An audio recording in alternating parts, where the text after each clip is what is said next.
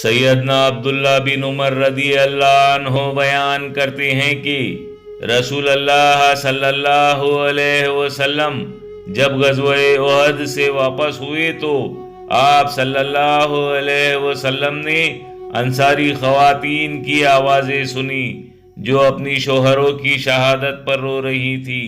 تو آپ صلی اللہ علیہ وسلم نے فرمایا، لیکن حضرت حمزہ رضی اللہ عنہ ان کے لیے تو کوئی رونے والا نہیں ہے۔ جب یہ بات انصاری خواتین تک پہنچی تو وہ آئیں اور سیدنا حضرت حمزہ رضی اللہ عنہ کے لیے رونے لگی۔ جب رسول اللہ صلی اللہ علیہ وسلم رات میں بیدار ہوئے اور ان انصاری خواتین کو روتے ہوئے سنا تو فرمایا، ان پر افسوس ہے، یہ رات سے روتی رہیں، ان سے کہو کہ اب لوٹ جائیں اور آج کے بعد کوئی کسی فوت ہونے والے پر نہ روئیں۔